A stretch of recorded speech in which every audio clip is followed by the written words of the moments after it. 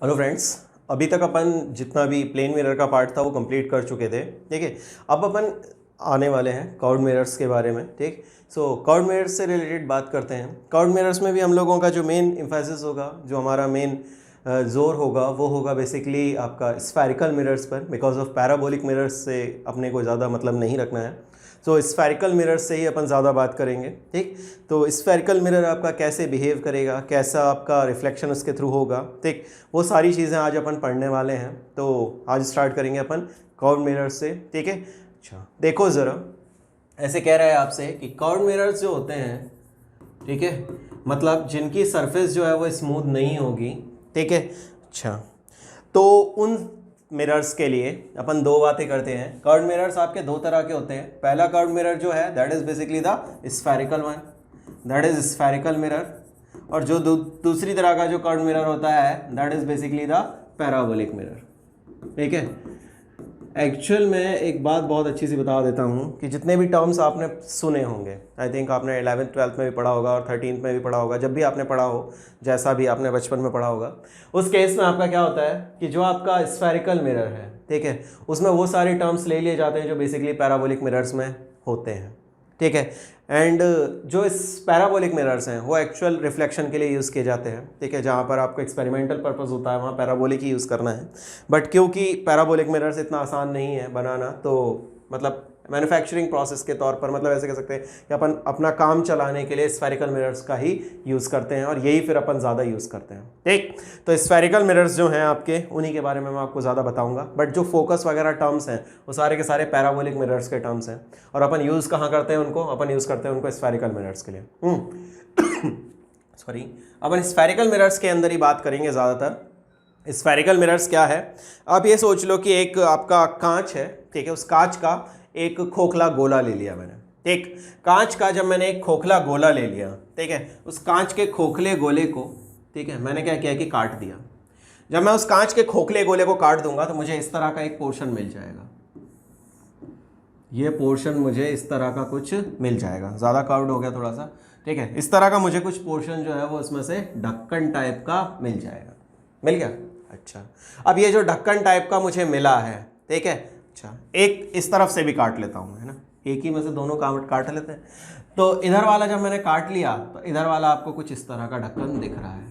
ठीक है, यह आपका इस तरह का कुछ ढक्कन दिख रहा है। लाइक देखो ज़रा एक बार, अभी जो दोनों पार्ट्स आपके कट के अलग हुए हैं, मैंने क्या किया कि इनके एक पार्ट में जो पीछे वाला पार्ट था, ठीक है, उसको मैंने क्या किया कि सिल्वर पॉलिश किया, और इस वाले में मैंने क्या किया कि जो इंटरनल पार्ट था उसको मैंने सिल्वर पॉलिश किया।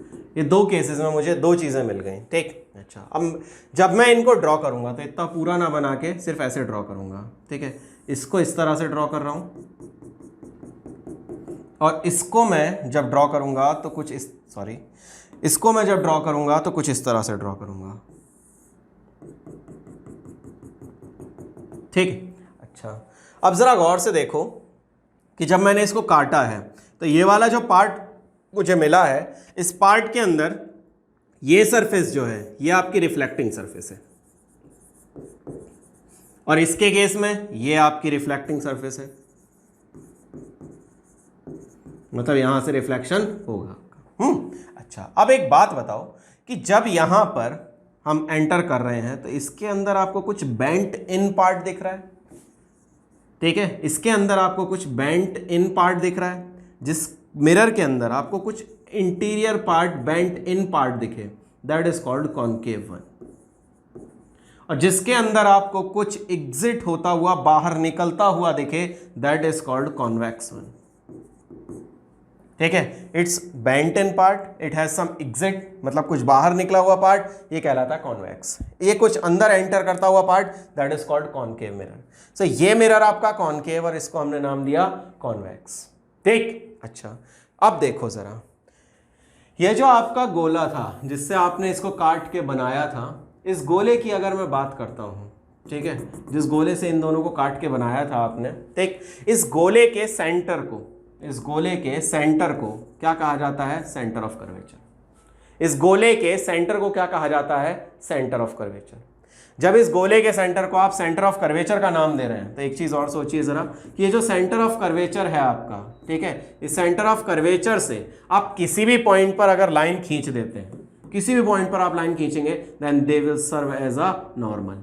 किसी भी पॉइंट पर लाइन खींच दीजिए, वो आपको किसकी तरह काम करेगा, it will serve as a normal. ये बात मैं आपको बता भी चुका हूँ कि कभी भी आप अगर सेंटर ऑफ कर्वेचर को किसी पॉइंट से ज्वाइन कर देते हो, then they will serve as a normal. ये लाइन आपकी नॉर्मल की तरह बिहेव करेगी। तो पहली बात मैंने आपको बताई, सी क्या है आपका, सेंटर ऑफ कर्वेचर,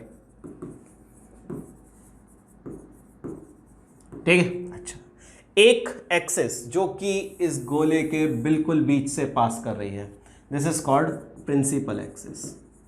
इसको क्या नाम दिया, इसको नाम दिया प्रिंसिपल एक्सिस, ठीक है। अच्छा, अगर मिरर आपका इधर वाला पार्ट था, जैसे मैंने इसके अंदर से 2 ही मिरर बनाए थे, ठीक है, उन 2 मिरर्स में जैसे एक पार्ट तो आपका मिरर का जो बनाया था अपन ने, वो ये मिरर बनाया था, और एक मिरर जो बनाया था वो ये बनाया था, ठीक है। इसका बाहर निकला हुआ पार्ट था तो इसको हमने कॉन्वेक्स का नाम दे दिया था, और यहाँ पर आपका कॉनकेव इन पार्ट था तो इसको हमने कॉनकेव मिरर का नाम दे दिया था, ठीक। अब इस केस में आपसे ये कह रहा है कि अगर आपने यहां से एक लाइन खींच दी, then this line is known as principal axis. इस लाइन को आप क्या नाम देते हो, this is called principal axis, ठीक। अच्छा, अब ये जो प्रिंसिपल एक्सिस इस पॉइंट से पास कर रही है, इस पॉइंट्स पर जो पॉइंट लाई करेगा मिरर के साथ, this point is termed as pole. इसको पोल वर्ड यूज किया जाता है, ठीक है। यहां पर पोल क्या हो जाएगा, यहां जो पॉइंट लाई करेगा दैट इज बेसिकली द पोल। यहां पर पॉइंट होगा दैट इज पोल, पॉइंट है ये, ठीक। अच्छा, अब एक चीज और, ये पॉइंट आपका पोल हो गया, ठीक है। अच्छा, अब आपने मान लो कि इतना हिस्सा काटा था, आपने सिर्फ इतना हिस्सा काटा था यहां से लेके यहां तक का। इसकी जो स्ट्रेट लाइन लेंथ होगी यहां से लेके यहां तक की, ये एंड टू एंड, ये जो लेंथ होगी यहां से लेके यहां तक की लेंथ, या फिर आपने अगर इसको काटा है तो यहां से लेके यहां तक की जो लेंथ होगी, this length is nothing but just the linear aperture. इसको नाम दे देता हूं मैं MM1, ठीक है, MM1 या फिर MM1, ठीक है। ये जो MM1 लाइन होगी, ये MM1 लेंथ जो है, this is called linear aperture. ये आपकी लीनियर अपर्चर कहलाएगी। ये लीनियर अपर्चर ये आपको बताएगा कि साइज ऑफ मिरर क्या है, ये साइज ऑफ मिरर के बारे में बताता है, ठीक। अच्छा, अब ये जो आपका लीनियर अपर्चर है, इसको मैं सेंटर से ज्वाइन कर रहा हूँ, सेंटर ऑफ कर्वेचर से ज्वाइन कर रहा हूँ। जब मैं इसको सेंटर ऑफ कर्वेचर से ज्वाइन करूंगा तो यहाँ कुछ एंगल बनेगा, इस एंगल को कहा जाता है, this alpha is called angular aperture. इसको कहा जाता है बेटा लोग एंगुलर अपर्चर। यानी अगर मैं इसके दोनों एंड्स को सेंटर से ज्वाइन कर देता हूँ तो ये जो दोनों सेंटर से ज्वाइन किए हुए एंड्स होंगे, this is called angular aperture. इसको क्या कहा जाएगा, इसको कहा जाएगा बेटा लोग एंगुलर अपर्चर। क्लियर है इतनी बात? अच्छा, और देखो जरा, इसके बाद में ये जो आपका रेडियस है, जिस गोले से इसको काट के बनाया गया है, उस गोले की रेडियस को क्या कहा जाता है, इस आर को कहा जाता है रेडियस ऑफ कर्वेचर। इस गोले की रेडियस को क्या कहा जाता है, रेडियस ऑफ कर्वेचर।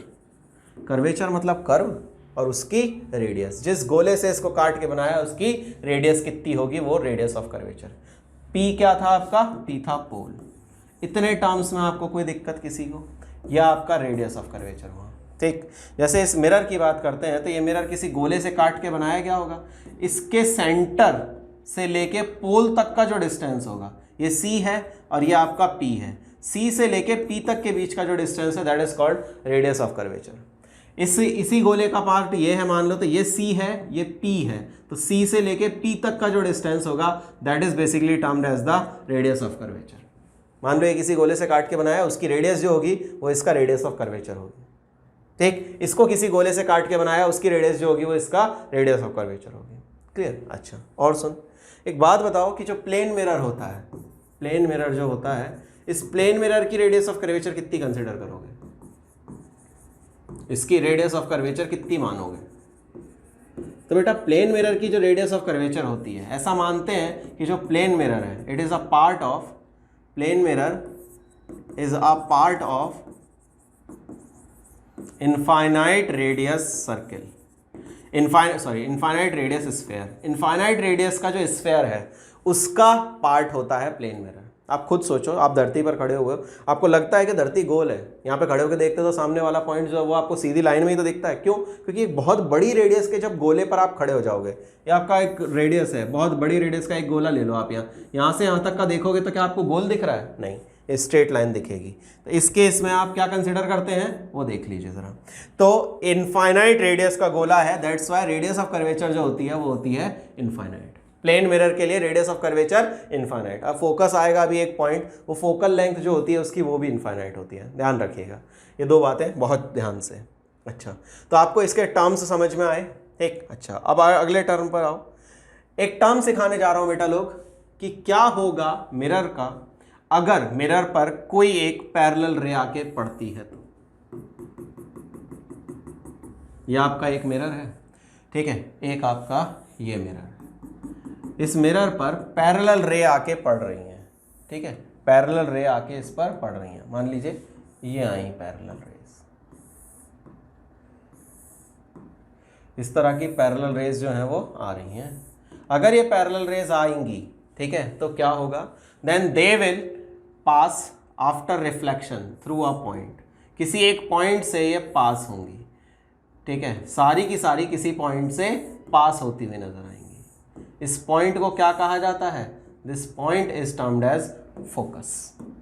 इस पॉइंट को क्या कहा जाता है? इस पॉइंट को कहा जाता है फोकस। जहां से सारी पैरेलल रेज आने के पश्चात वापस लौट के जाती हैं। ये इधर आई वापस चली गई, इधर आई इसके भरोसे गई, ये इधर आई इधर से चली गई, ये रे इधर आई इधर चली गई, इधर आई इधर चली गई, ये रे आई इधर चली गई। तो ये रेज आके जिस पॉइंट से वापस पास होती हैं, ठीक है, इसको कहा जाता है फोकस। ठीक। अच्छा, ऐसे ही इसके केस में अगर आपकी पैरेलल रेज आती हैं, मान लीजिए ये पैरेलल रेज इस पर आ रही हैं, ठीक है, तो ये रिफ्लेक्शन के बाद, ठीक है, ये रिफ्लेक्शन के बाद किसी एक पॉइंट से पास करेंगी। वो पॉइंट आपका क्या कहलाएगा? वो पॉइंट आपका कहलाएगा, देखिए ये इधर गई, ये रे इधर गई, ये रे आपकी इधर जाएगी, सॉरी, ये रे आपकी जिधर जिधर चलती चली जाएंगी, उन रेज के हिसाब से आपको एक पॉइंट मिल जाएगा, ठीक है। और इस पॉइंट को आप क्या नाम देते हो? ये पॉइंट आपका कहलाता है फोकस। ठीक। अच्छा, ये कोई ज़रूरी नहीं है, पहली बात कि आप इसको हमेशा, कोई ज़रूरी नहीं है आप इसको हमेशा इस प्रिंसिपल एक्सिस पर ही बनाएं। कोई ज़रूरी नहीं है कि फोकस हमेशा इस प्रिंसिपल एक्सिस पर ही लाई करे।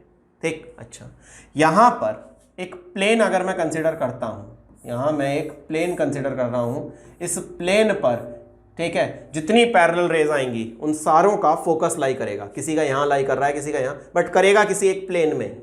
इस मिरर के सामने किसी एक प्लेन में ही सारे के सारे फोकस लाई करेंगे।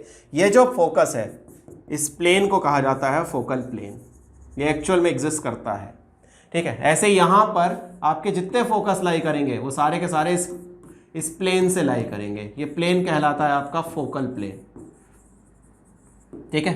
देखें ज़रा, ये आपका मिरर है, इधर से आप अपनी मुंह देख रहे हैं, तो ये वाला जो मिरर है आपका, ठीक है, इसके सामने एक प्लेन लाई करेगा, इसके सामने यहाँ एक प्लेन लाई करेगा। इस प्लेन को क्या कहा जाता है? This is called focal plane. जितनी पैरेलल रेज इस पर पड़ेंगी वो सारी की सारी इस पॉइंट, इसी प्लेन पर कहीं ना कहीं मिलेंगी। सारे फोकस इसी प्लेन पर लाई करेंगे। ठीक। अच्छा, अब आगे ये आपका एक प्लेन मतलब मिरर है। इस मिरर में आपने क्या किया कि जो ये आपकी प्रिंसिपल एक्सिस थी, इसके पैरेलल रेज भेजी। जब आप इसके पैरेलल रेज भेजोगे ना, then they will appear to pass through a point on principal axis.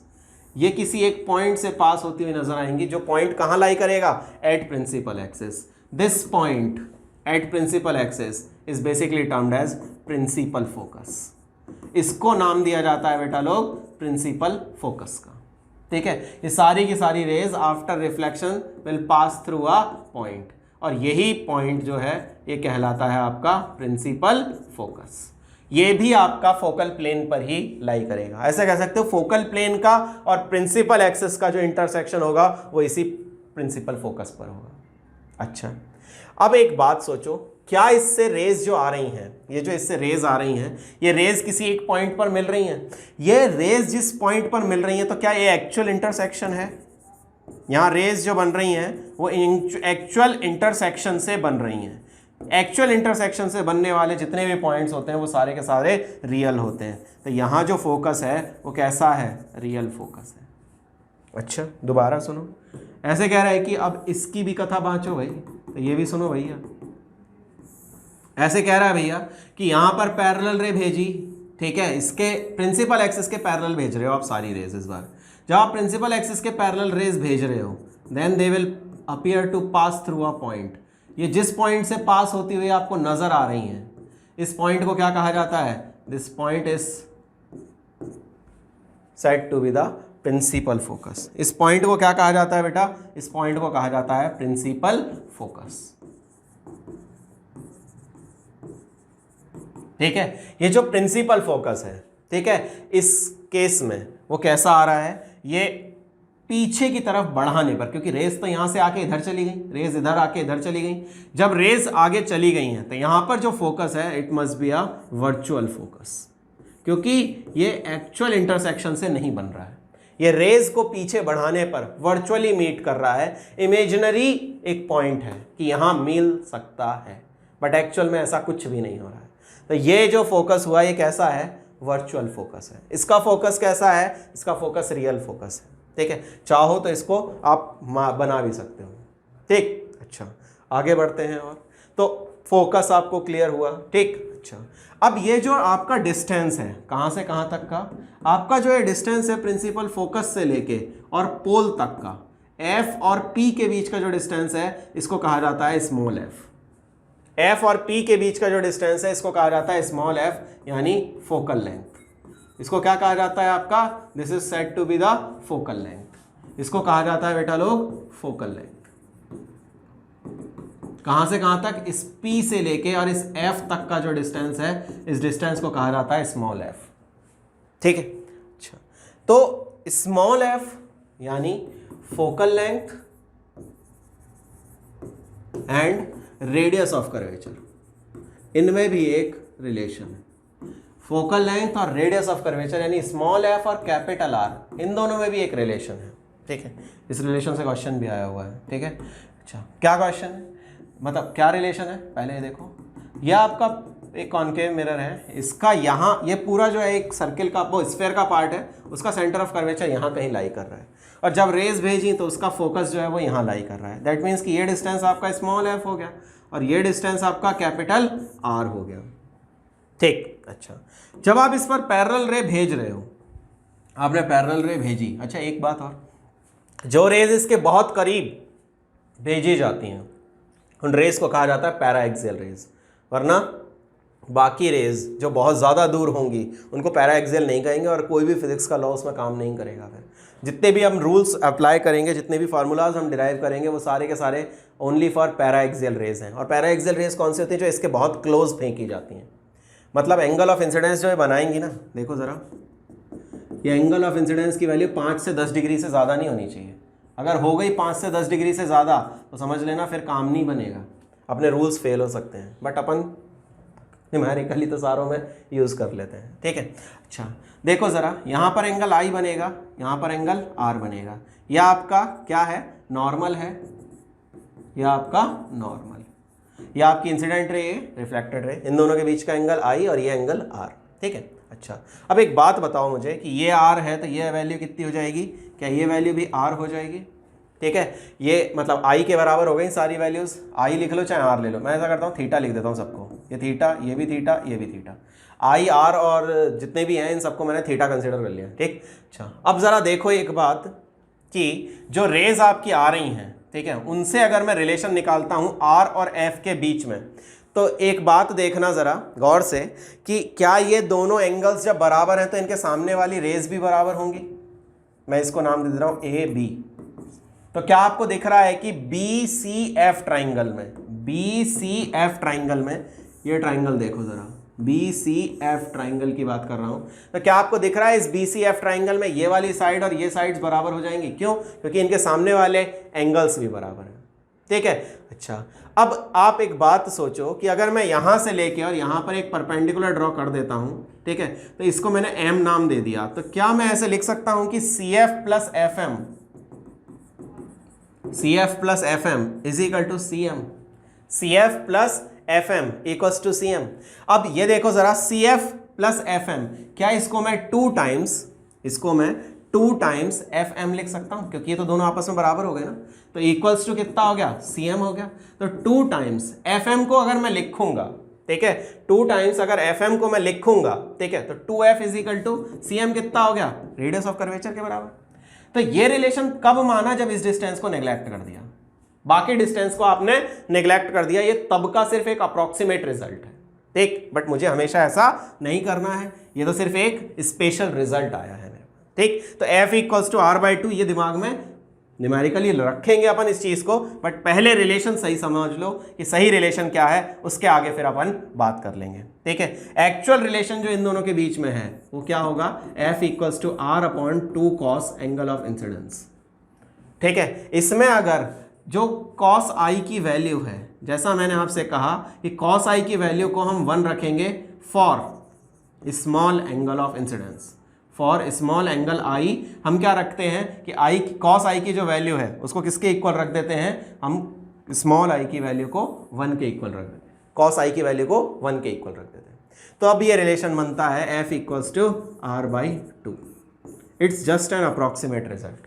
Actual relation क्या है, f equals to r/2 cos i, और इस रिलेशन से क्वेश्चन आया है, ये भी ध्यान रखना कि एंगल ऑफ इंसिडेंस की जो वैल्यू है उसको यहाँ पे पुट कीजिएगा, r/2 cos i से आपको फोकल लेंथ पता चल जाएगी।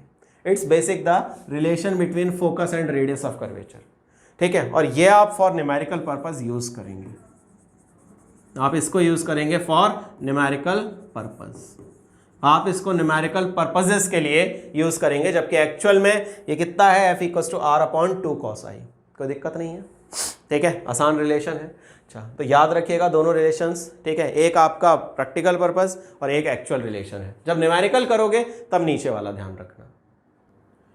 देखो यार, ये आपका एक रिलेशन क्रिएट हुआ f और r के बीच का, ठीक। अच्छा, इसके आगे आप समझते हैं image formation by concave mirror, ठीक है। तुम्हें ये शायद बोर लग सकता है, ठीक है, image formation by concave mirror, ठीक है, ऐसा लग सकता है तुम्हें कि ये टॉपिक तो हमने बचपन में बहुत बार पढ़ा है, image formation by concave mirror, है ना। कॉनकेव या फिर कॉन्वेक्स मिरर, दोनों के लिए पहले रूल्स बताऊंगा, ठीक है, उसके लिए रूल्स ही बताऊंगा, रूल्स फॉर इमेज फॉर्मेशन, ठीक है। बट मेरे हिसाब से इसकी इंपॉर्टेंस थोड़ी ज़्यादा है, बिकॉज ऑफ मैं ये सजेस्ट करूंगा कि ऑप्टिक्स के 4 क्वेश्चन भी आए और उनमें से 2 भी अगर इस पार्ट से हुए, मतलब जो आपका रे या लेंसेज का पार्ट है, बेसिकली मिरर या लेंसेज का, उस पार्ट से अगर हुए तो पहले आपको ये बनाना पड़ेगा, जो रे डायग्राम्स हैं उनके बिना मत करना क्वेश्चन, वरना दोनों बेकार हो जाएंगे। तो मेरे लिए 8 मार्क्स दिख रहे हैं मुझे इससे, ठीक है, 8 मार्क्स आएंगे, और अगर गलत हुआ तो 10 मार्क्स चले जाएंगे, तो इसीलिए मुझे थोड़ा ध्यान रखना पड़ता है कि कैसे इसको काम करना है, ठीक है। तो आएंगे 8 और जाएंगे 10, तो उन 10 के बचाने के लिए मुझे ये सब करना पड़ेगा। तो देखो ज़रा, इमेज फॉर्मेशन बता रहा हूँ मैं, कॉनकेव या कॉन्वेक्स मिरर के लिए कुछ रूल्स बता रहा हूँ सबसे पहले, फिर इमेज फॉर्मेशन सिखाऊंगा, ठीक है। देखो मेरी बात सुनो, जब भी, मतलब 4 रूल्स हैं, ठीक है, देखो मेरी बात सुनो। मान लो कि आपकी एक कोई कॉनकेव मिरर है, ठीक है, इस कॉनकेव मिरर पर मैंने इस एक्सिस के, प्रिंसिपल एक्सिस के बहुत पास एक पैरा एक्सियल रे भेजी, then they will pass through focus after reflection, ये फोकस से पास होगी आफ्टर रिफ्लेक्शन, ठीक है। देख लेना गौर से कि ये पास होगी कहाँ से, फोकस से पास होगी आफ्टर रिफ्लेक्शन, ये चीज़ ध्यान रखना, ठीक है। इसमें कन्वर्ज हो जाती है रेज, इसमें डाइवर्ज हो जाती है, उसका कारण आपको समझ में आ ही सकता है, क्यों, क्योंकि इसमें तो एंगल आई इधर बन रहा है और इसके केस में एंगल आई जो है वो इधर बन रहा है, तो एंगल आर इधर बनना ही बनना है, ठीक है। दैट्स वाई आपसे बोल रहा है कि ये कन्वर्जिंग, ये डाइवर्जिंग। तो अगर पैरेलल रेज आई, पैरेलल किसके, पैरेलल रेज आपकी अगर आई, किसके पैरेलल हैं, parallel to principal axis, principal axis के अगर पैरेलल रेज आई तो they will pass through focus after reflection. बहुत आसान सी बात है, बचपन से पढ़ते आ रहे हैं, हमें कोई दिक्कत नहीं है इसमें, ठीक। अच्छा, दोबारा अगर इसका उल्टा कुछ सोचते हैं तो ऐसे कह रहा है आपसे कि मान लीजिए कि अगर फोकस से रे को मैं सेंड कर दूं, तो जब फोकस से सेंड कर दोगे ना सर, ठीक है, so after reflection it will become parallel to each other, principal axis के पैरेलल हो जाएगी, ठीक। अच्छा, सेम इस केस में भी अगर आपने रे को पैरेलल भेजा, फोकस से पास करते हुए भेजने की कोशिश की, then it will pass parallel after reflection, ये रिफ्लेक्शन के बाद पैरेलल हो जाएंगे। तो अगर पैरेलल आई थी तो फोकस से चली गई थी, और अगर फोकस से आई है तो पैरेलल हो जाएगी। ये दो बातें बिल्कुल दिमाग में रच बस जाए, दो बातें। तीसरी बात यह है कि अगर नॉर्मल से रे भेजी जाती है तो अपने पाथ को रिट्रेस करती है। अगर नॉर्मल से रे भेजी जाती है तो अपने पाथ को रिट्रेस करती है। इसमें ज़रा बताना मुझे नॉर्मल कैसे खींचते हैं। तो ये रहा नॉर्मल, इस नॉर्मल के थ्रू अगर रे भेजते हो तो अपने पाथ को रिट्रेस करती है। मतलब अगर सी से मैंने कोई रे भेज दी, then it will retrace its own path, वो अपने पाथ को वापस लौट के चली आएगी, जैसे गई थी वैसी वापस लौट आएगी। इधर देखो ज़रा, ये अगर आपकी रे है जिस पर मैंने भेजी है तो ये अपने पाथ को रिट्रेस कर देगी, ठीक है, आफ्टर रिफ्लेक्शन। तो रिफ्लेक्शन के बाद में ये रे अपने पाथ से वापस जैसी आई थी वैसी वैसे भरोसे चली जाएगी। कोई दिक्कत? अच्छा, आगे बढ़ी और सुने ज़रा। नेक्स्ट चौथा रूल एज सच कभी यूज़ करो तो भला, मैं आपको यही सजेस्ट करूँगा कि पहले 3 से ही काम चला लेना, ठीक है। ये तो कभी कभी यूज़ कर पाओगे। देखो, ये अगर आपका सेंटर ऑफ कर्वेचर है और ये आपका पोल है तो इस पॉइंट पर ये नॉर्मल की तरह काम कर रही है, यानी प्रिंसिपल एक्सिस, ठीक है, इज नॉर्मल एट पोल पर ये नॉर्मल की तरह काम कर रही है। अब इस पर तुम कोई एक रे भेज दो यार, जब तुम इस पर कोई रे भेजोगे तो जितने एंगल पर भेजोगे ना उतने ही एंगल पर वापस जाएगी। एंगल आई जो है वो एंगल आर के इक्वल होगा, एंगल आई जो है वो एंगल आर के इक्वल होगा। ये बात ध्यान रखनी है। क्लियर है?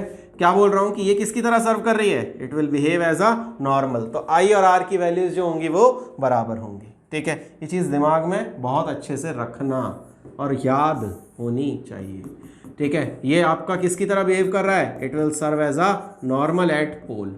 ये पोल की तरह बिहेव कर रहा है नॉर्मल पर, ठीक है। तो कोई अगर रे भेजो, थोड़ा पीछे चली गई यार, तो अगर कोई रे भेजो, ठीक है, तो ऐसी की ऐसी वापस लौटा देना।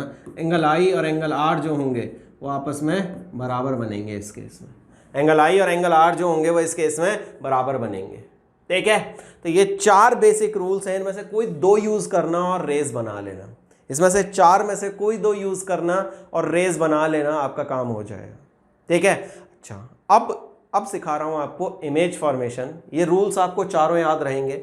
चारों रूल्स कैसे याद रखने हैं दोबारा देख लो। अगर पैरेलल रे भेजी तो फोकस से जाएगी, फोकस से भेजी तो पैरेलल हो जाएगी, सी से भेजी तो वापस जाएगी, और अगर आपने प्रिंसिपल एक्सिस के साथ किसी एंगल पर भेजी है तो उतने ही एंगल पर वापस लौट के चली जाएगी। ये बात आपको बहुत अच्छे से ध्यान रखनी है, ठीक है। इन बातों को पूरा अच्छा ध्यान से सुन लेना, इनमें कोई दिक्कत नहीं होनी चाहिए, ठीक। अच्छा, अब बताने जा रहा हूं image formation by concave mirror, ठीक है। इसको थोड़ा ढंग से सुनना, ठीक है। आपको ये आता हो चाहे ना आता हो मुझे कोई फर्क नहीं होता, बट सुन लेना मेरी कथा जो भी मैं बोल रहा हूं, और ये ज़रूरी है, ठीक है ना, थोड़ा ध्यान से। तो बेटा पहले बात कर रहे थे अपन कॉनकेव मिरर की, ठीक है। इस कॉनकेव मिरर के, ठीक है, कुछ ऑब्जेक्ट की पोजीशंस के बेसिस पर मैं ये पता करना चाहता हूँ कि इसकी जो इमेज फॉर्मेशन है वो कहाँ होगी। जैसे सबसे पहला केस मैं ले रहा हूँ। अच्छा, पहले केस से पहले एक चीज़ सिखाता हूँ, वो समझो ज़रा। इस केस में मैं क्या करेगा, मैं ये लूँगा कि डिफरेंट पोजीशंस पर आपका ऑब्जेक्ट को रखूँगा, ठीक है। डिफरेंट पोजीशंस पर मैं ऑब्जेक्ट को रखूँगा अलग अलग तरीके से। सबसे पहले रखूँगा इन्फिनिटी पर, फिर रखूँगा आपको सी के पीछे, ठीक है, फिर सी पर रखूँगा, दूसरी पोजीशन ये हुई, तीसरी पोजीशन ये हो जाएगी, फिर यहाँ रखूँगा, ठीक है, फिर एफ पर रखूँगा, ठीक है, और फिर एफ और पी के बीच में रखूँगा। ये 6 केसेस में इसके केस में अलग अलग जगह पर एक रियल ऑब्जेक्ट को पुट करूँगा। जब मैं इन 6 रियल ऑब्जेक्ट को पुट करूँगा तब मैं ये चेक करूँगा कि इसके केस में मुझे जो ऑब्जेक्ट डिस्टेंस है उसके रिस्पेक्ट में कितना इमेज डिस्टेंस हर बार मिल रहा है। जैसे अगर मैं कहीं रखूँगा तो उसके अकॉर्डिंग मुझे ये पता चलेगा कि कहाँ कहाँ इमेज फॉर्मेशन हो रहा है, और उस चीज़ को मुझे हमेशा अपने दिमाग में रखना है। क्यों? उसको क्यों रखूँगा? क्योंकि उसके बेसिस पर मैं ये चेक कर पाऊँगा कि मेरे ऑब्जेक्टिव्स जितने हैं वो कितने सही हैं और कितने नहीं। कैसे? मान लो कि मेरे को ये पता है कि इन्फिनिटी पर अगर ऑब्जेक्ट रखा है तो फोकस पर इमेज बनती है। अब इसको मैं न्यूमेरिकली सॉल्व ना करके इस चीज़ को मुझे ध्यान से याद भी रहेगा कि इन्फिनिटी पर रखा है तो फोकस पर बन जाएगी। अगर सी के पीछे है, ठीक है, ऑब्जेक्ट की पोजीशन सी के पीछे है, तो जो इमेज बनेगी वो एफ और सी के बीच में है। तो अगर ऑप्शन मुझे डायरेक्टली कभी ऐसा दिखेगा, ठीक है, तो मैं डायरेक्ट आंसर कर सकता हूँ। ठीक। अच्छा, एक दो छोटी बातें जो यहाँ से याद रखनी है वो क्या है कि जैसे जैसे ऑब्जेक्ट को करीब लाओगे वैसे वैसे इमेज दूर जाएगी। As object comes closer to mirror, जैसे जैसे मिरर के पास में आप ऑब्जेक्ट को लाओगे, ठीक है, इमेज, ठीक है, मूव्स अवे फ्रॉम मिरर से दूर की तरफ भागती जाएगी। जैसे जैसे ऑब्जेक्ट के पास लाओगे वैसे वैसे इमेज जो है वो दूर जाएगी। ये बात भी ध्यान रखना, ठीक है। इस चीज को भी बहुत अच्छे से ध्यान रखना। दिखाता हूं कैसे, एक एक करके देखते जाओ। केस फर्स्ट की बात करता हूं, ठीक है, केस फर्स्ट की बात कर रहा हूं। केस फर्स्ट में अगर मेरे पास में मान लो कि यहां पर आपका एक ऑब्जेक्ट रखा हुआ है, ठीक है, यहां पर आपका एक ऑब्जेक्ट रखा हुआ है विच इज एट इन्फिनिटी। जब इन्फिनिटी पर रखा हुआ होता है तो मैंने बताया था कि रेज जो आती हैं वो पैरेलल रेज आती हैं, ठीक है। तो पैरेलल रेज जब आई, मैंने प्रिंसिपल एक्सिस के पैरेलल रेज भेजी, then they will pass through principal focus, वो प्रिंसिपल फोकस से पास कर जाएंगी, ठीक है। अगर देखोगे तो दोनों रेज जहां मीट कर रही हैं वहां पर सिर्फ एक पॉइंट बन रहा है। ये फोकस जो है इस पर एक पॉइंट इमेज बन रही है मेरे पास में बस खाली, ठीक है। ये P था आपका, तो यहां आपकी एक सिर्फ पॉइंट इमेज फॉर्म हो रही है, ठीक है। तो इस पॉइंट इमेज के लिए, ठीक है, इस पॉइंट इमेज के लिए मुझे क्या ध्यान रखना पड़ा है कि जो मेरा ऑब्जेक्ट है, ठीक है, वो कहां रखा हुआ था, वो रखा हुआ था इन्फिनिटी पर। तो इमेज कहां बनी है, इस पॉइंट पर, ठीक है। इस पॉइंट पर मेरी इमेज फॉर्म हो गई है। ये बात क्लियर है, इसमें कोई परेशानी किसी को, ठीक। अच्छा, अब आगे बढ़ो। अब आपसे ये कह रहा है कि जब ऑब्जेक्ट था, सॉरी, ऑब्जेक्ट जो है वो आपका रखा हुआ है इन्फिनिटी पर, ऑब्जेक्ट एट इन्फिनिटी, ठीक है। सो इमेज जो बनी है, इमेज, ठीक है, विल बी, सबसे पहली बात एट फोकस, ठीक है। दूसरी बात of point size, of point size जब फोकस पर बनी है, ठीक है, और पॉइंट साइज की है, मैग्निफिकेशन कितना हो गया, तो जो इस केस में मैग्निफिकेशन की वैल्यू आती है वो ये डिसाइड करती है कि इमेज का साइज क्या है विद रिस्पेक्ट टू ऑब्जेक्ट। तो ऑब्जेक्ट तो इनफाइनाइट साइज का है, इमेज जो है वो लगभग 0 साइज की है, तो एम की वैल्यू अप्रोक्सीमेटली 0 के इक्वल आनी चाहिए। मतलब लगभग 0 तो नहीं आ सकती, अप्रोक्सीमेटली 0 के इक्वल आ जाएगी, ठीक, क्योंकि कुछ तो बन रहा है।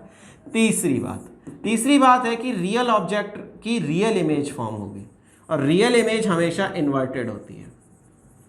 रियल ऑब्जेक्ट की रियल इमेज एक फॉर्म हो रही है क्योंकि एक्चुअल इंटरसेक्शन ऑफ रेज से बन रही है, ठीक है। ये 2-3 बातें छोटी छोटी सी दिमाग में रख सकते हो। आगे बढ़ता हूं और समझो जरा। केस सेकंड की बात करता हूं। केस सेकंड में क्या है कि ऑब्जेक्ट जो है वो रखा हुआ है बियॉन्ड सी। ऑब्जेक्ट जो है वो सी के बियॉन्ड रखा हुआ है। सी बोले तो सेंटर ऑफ कर्वेचर के पीछे रखा हुआ है। देखो जरा, जब सी के पीछे ऑब्जेक्ट रखा हुआ है, ठीक है, गौर से देखेंगे, ये एफ है, ये आपका सी है, इसके पीछे ऑब्जेक्ट रखा हुआ है, तो एक पैरेलल रे भेजी जो कि फोकस से चली गई, एक फोकस से रे भेजी जो कि पैरेलल हो गई। देख कहाँ बन रही है इमेज बन रही है just just between the F and C. F और सी के बीच में आपकी इमेज फॉर्म हो जाएगी, ठीक है, एफ और सी के बीच में इमेज फॉर्म हो जाएगी, ठीक है। ऑब्जेक्ट का जो साइज है, ठीक है, वो छोटा होगा और इमेज का साइज, ऑब्जेक्ट का साइज जो है वो बड़ा होगा और इमेज का साइज छोटा होगा। ठीक, कैसे पता करोगे वो भी समझ सकते हो। जरा एक बात सुनो जरा कि पहली बात तो बिटवीन ऑब्जेक्ट बियॉन्ड सी, तो between F and C image form होगी। दूसरी बात, एम की जो वैल्यू होगी वो लेस देन 1 होगी। क्यों? क्योंकि इमेज साइज जो है वो छोटा होगा, इमेज साइज जो है वो छोटा होगा ऑब्जेक्ट साइज से, ठीक है, और रियल इंटरसेक्शन से बन रही है, सो रियल इमेज होगी और इन्वर्टेड होगी, उल्टी बन रही है इसलिए, ठीक है। अच्छा, एक्चुअली क्या होता है कि मुझे कैसे पता चला कि m की वैल्यू जो होगी वो 1 से छोटी होगी या बड़ी होगी, उसके बारे में पता करने के लिए मैं आपको m का थोड़ा सा इंट्रो दे रहा हूँ। m की जो वैल्यू होती है वो होती है size of image upon size of object, और ये होता है आपका -v/u के बराबर। अभी बताऊंगा। -v/u, v क्या है? इमेज डिस्टेंस, और u क्या है? Object distance. अब देख, इमेज डिस्टेंस बड़ा है या ऑब्जेक्ट डिस्टेंस बड़ा है? ये v है और ये u है। तो अब बता कि न्यूमरेटर जब बड़ा होगा और डिनोमिनेटर छोटा होगा तो m की वैल्यू जो होगी वो 1 से छोटी आएगी या बड़ी आएगी। दैट्स वाई मुझे पता चल गया कि m की वैल्यू 1 से छोटी है। ये भी दिमाग रखना है। ठीक, मैं तेरे सारी तरफ से दिमाग खोल के यहाँ ला रहा हूँ कि किस तरह तू सोच सकता है चीज़ों को, ठीक, वो तो ध्यान रख बस खाली, ऐसे कह रहा है। अब नेक्स्ट केस थर्ड की बात करता हूँ। केस थर्ड के अंदर क्या है, याद रखना ये एक स्पेशल केस है जिससे एनटी अच्छे खासे क्वेश्चंस अभी तक पूछ चुका है, जेई में भी काफ़ी बार पूछा है, आपके यहाँ भी ध्यान रखना, ये स्पेशल केस के तौर पर याद रखो, ठीक है। तो ऑब्जेक्ट कहाँ रखा हुआ है, ऑब्जेक्ट रखा हुआ है एट सी पर। जब ऑब्जेक्ट तेरा सी पर रखा हुआ होता है ना, तो एक नाटक होता है इसमें, क्या, इमेज इसके पैरों में बन जाती है।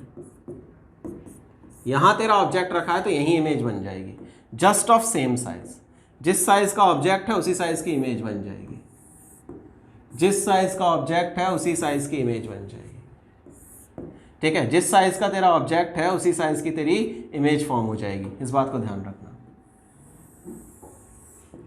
ठीक है।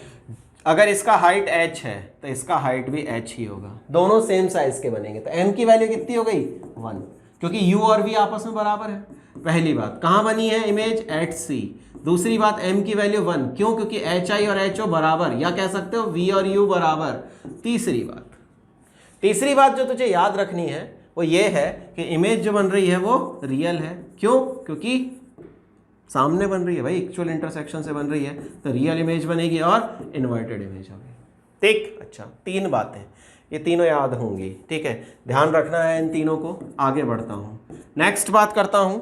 अगला केस आपके पास में क्या है, अगला केस है आपके पास में कि ऑब्जेक्ट जो है बिटवीन सी एंड एफ है, object between C and F है, ये मिरर है, ठीक है। एक बात और ध्यान रखना, कांच के ही मिरर नहीं होते, क्वेश्चंस गोली के भी आए।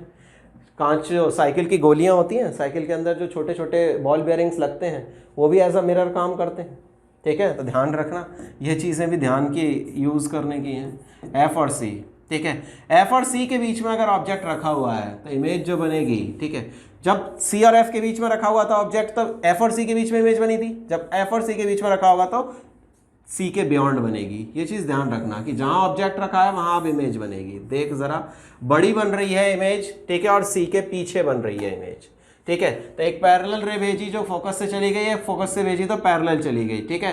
सो बियॉन्ड बनी है सी, इमेज बनी है बियॉन्ड सी, ठीक है। किस साइज की होगी, लार्जर देन ऑब्जेक्ट। अब तुझे साफ दिख रहा होगा कि ऐसा क्यों हो रहा है, क्योंकि v की वैल्यू ज़्यादा है u से, तो m की वैल्यू 1 से बड़ी हो गई, m की वैल्यू 1 से बड़ी हो गई। और दूसरी बात, m की वैल्यू 1 से बड़ी हो गई और रियल इमेज बन रही है।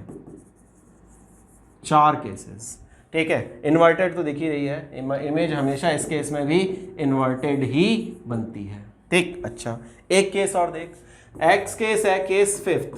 केस फिफ्थ में क्या है कि ऑब्जेक्ट जो है वो रखा हुआ है एट एफ, ऑब्जेक्ट रखा हुआ है एट एफ, एफ पर तेरा ऑब्जेक्ट इस बार रखा हुआ है, ठीक है। यहाँ तेरा ऑब्जेक्ट रखा हुआ है, यहाँ तेरा सी है, और एफ पर ऑब्जेक्ट रखा हुआ है, तो पैरेलल रेज जाएंगी। कैसी रेज जाएंगी, पैरेलल रेज जाएंगी। उसकी वजह क्या है, देख, रेज जो जाएंगे वो पैरेलल जाएंगी। एक पैरेलल भेजी जो फोकस से चली गई, एक इधर से भेज दी, इधर से चली गई, सी से भी भेज ले, सी से भी भेज ले, तो पता चल जाएगा तुझे कि सारी रेज पैरेलल जाएंगी। तो सारी रेज जो जा रही हैं तेरी वो पैरेलल जा रही हैं, ठीक है। अगर पैरेलल रेज तेरी जा रही हैं तो इमेज कहाँ बनेगी, इन्फिनिटी पर। तो जब इन्फिनिटी पर रखा हुआ था तो एफ पर बनी थी, तो अब और एफ पर रखा है तो इन्फिनिटी पर बनेगी, ठीक है। अच्छा, एम की वैल्यू जो होगी वो बहुत ज़्यादा बड़ी हो जाएगी 1 से, क्यों, क्योंकि v की वैल्यू तो इन्फाइनाइट है और u की वैल्यू f के बराबर है। अच्छा, अब रियल इमेज होगी, क्यों, अब तुम यूँ कहोगे कि इंटरसेक्शन तो होता नहीं है इन्फिनिटी पर। अबे इंटरसेक्शन इन्फिनिटी पर कंसिडर करेंगे कि होगा, बस यही मान लेंगे, रियल इमेज और इन्वर्टेड, क्योंकि रेज जा रही हैं तो एक्चुअली इंटरसेक्ट तो करेंगी इस डायरेक्शन में। अच्छा, अब आ जाओ छठे केस पर, जो कि एक इम्पॉर्टेंट केस है। छठे केस पर जब अपन बात करते हैं तो छठे केस में ऑब्जेक्ट रखा हुआ है बिटवीन एफ एंड पी। ये भी एक स्पेशल केस है, ठीक है। क्यों, क्योंकि एकमात्र ऐसा केस है जिसके केस में आपकी रेज मिलती ही नहीं है। इन्फिनिटी के आगे कहाँ मिलेंगी, अब जाके इन्फिनिटी तक तो पहुँचा दिया आपने, अब इसके आगे कहाँ मिलेंगी, एफ सी और एफ और पी के बीच में ऑब्जेक्ट रखा। जब एफ और पी के बीच में ऑब्जेक्ट रखा, ठीक है, तो ये दोनों रेज कहीं पीछे बढ़ाने पर मिलेंगी। दैट मीन्स कि इमेज बनेगी वर्चुअल, इसलिए ये स्पेशल केस है। और वर्चुअल और सीधी, ठीक है, behind the mirror, virtual and सीधी, behind the mirror virtual and सीधी, और m की वैल्यू जो होगी वो 1 से बड़ी होगी। m की वैल्यू जो होगी वो 1 से बड़ी होगी, मतलब f से पीछे ही बनेंगी सारी की सारी, f से आगे कभी नहीं बनेंगी। जितनी डिस्टेंस ये f की है ना, उससे पीछे ही बनेंगी सारी की सारी, ये ध्यान रखना। क्लियर है? अच्छा, और आगे सुनो। तो ये 6 केसेस किसके हुए? कॉनकेव मिरर के। कि 6 केसेस में अलग अलग जगह पर मैंने ऑब्जेक्ट को रखा तो कहाँ कहाँ इमेज बनेगी वो देख रहे थे अभी तक। ठीक है, और आगे सुनो। जिस तरह से अपन ने कॉनकेव मिरर के केसेस किए हैं, ठीक है, उसी तरह से अब अपन कॉन्वेक्स मिरर के लिए भी कुछ कुछ देख लेते हैं, वो देखो ज़रा। So image formation by convex mirror भी एक बार हल्का सा बता देता हूँ, ठीक है। उसके बाद में इसके मैथमेटिकल फॉर्मुलेशन पर जाएंगे। इमेज फॉर्मेशन बाय, ठीक है, कॉन्वेक्स, ठीक है। ऐसा अपन सिर्फ तब के लिए कर रहे हैं जब हमारे ऑब्जेक्ट्स जो हैं वो रियल हैं। वर्चुअल ऑब्जेक्ट्स के लिए अभी तक अपन ने डिस्कशन नहीं किया है, और ऐसा करेंगे भी कुछ खास नहीं, बस थोड़ा सा बताएगा उसके बारे में। केस फर्स्ट की बात कर रहा है। इस फर्स्ट केस के अंदर एट इन्फिनिटी ऑब्जेक्ट रखा हुआ है, ठीक है। ऑब्जेक्ट इन्फिनिटी पर रखा हुआ है आपका, तब की बात कर रहा है। ये आपका मिरर है, ठीक है। इसके केस में इन्फिनिटी पर आपका ऑब्जेक्ट रखा हुआ है, ठीक है, सामने रखा है।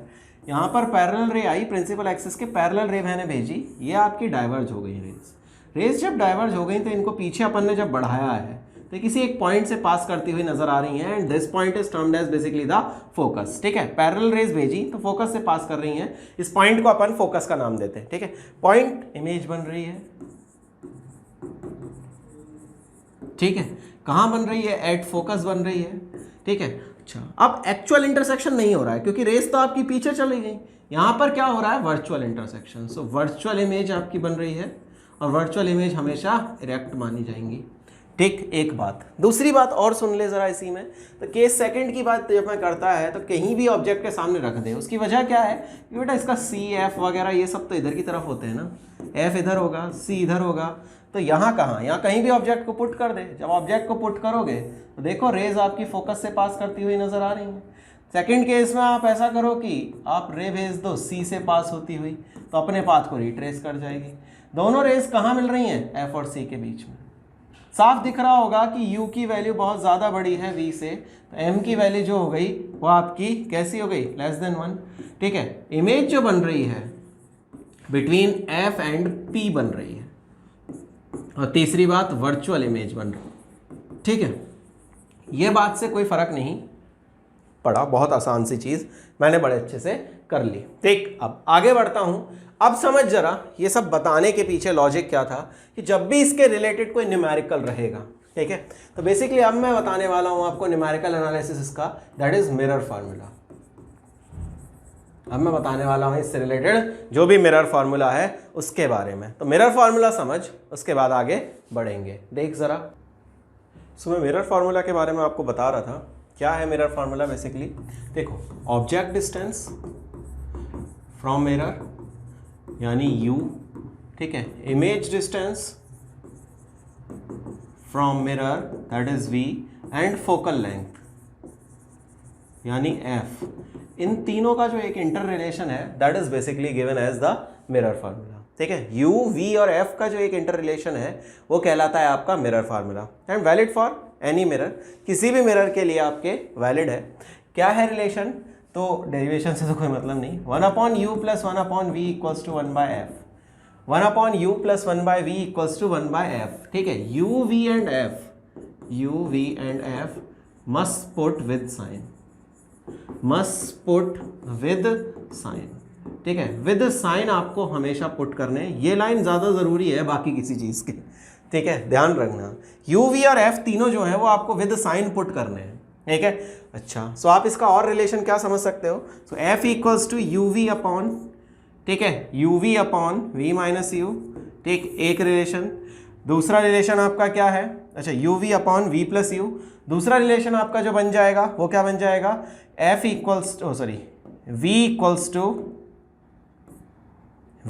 = ठीक है। नेक्स्ट रिलेशन आपके पास में जो बन जाएगा वो बन जाएगा fu अपॉन f - u। तीसरा रिलेशन बन जाएगा u = fv upon f - v।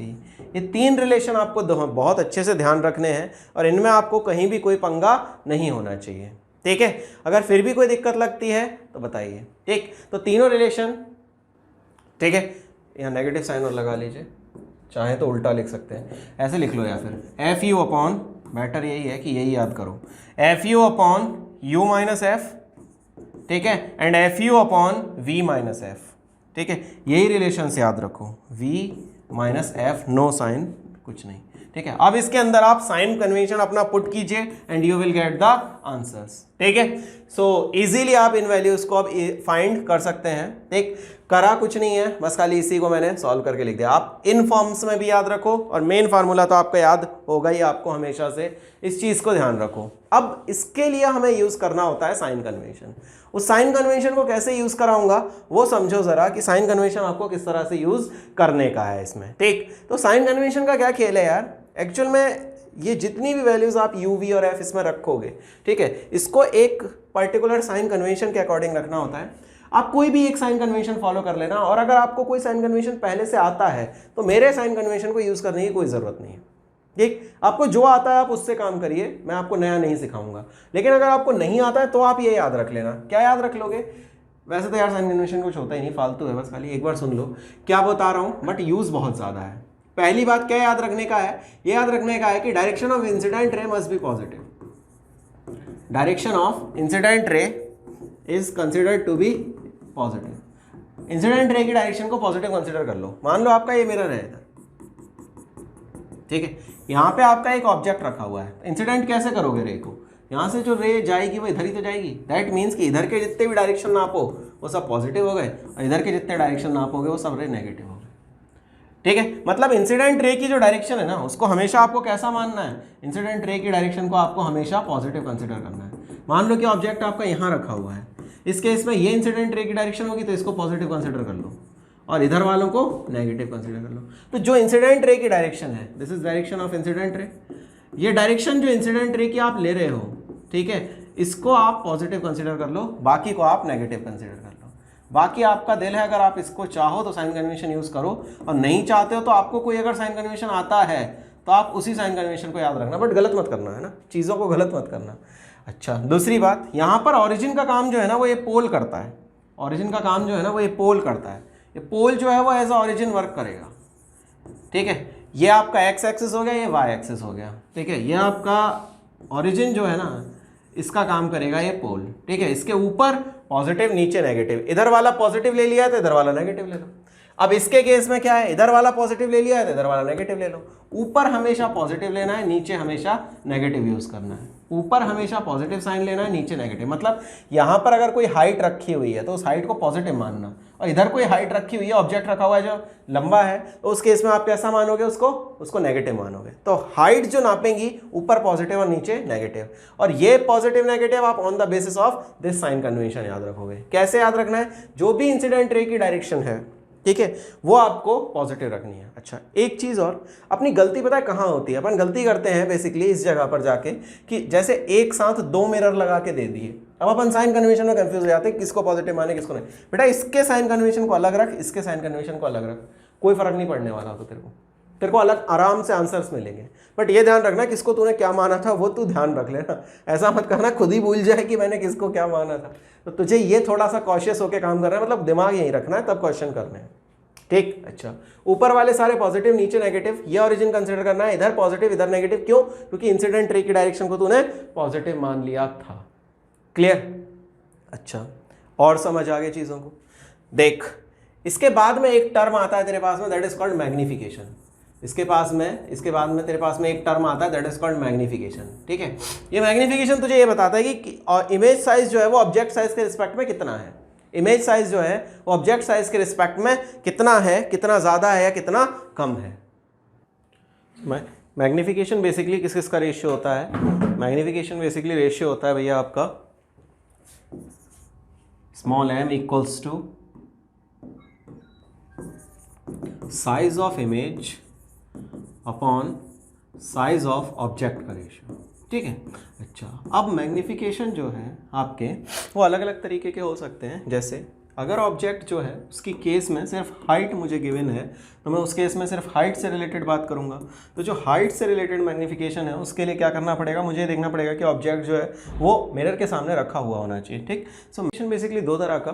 पहला जो मैग्निफिकेशन है that is basically the transverse magnification, और दूसरा जो होगा दैट इज लॉन्गिट्यूडनल मैग्नीफिकेशन। इन दोनों के बारे में अपन बात करने जा रहे हैं, ठीक है।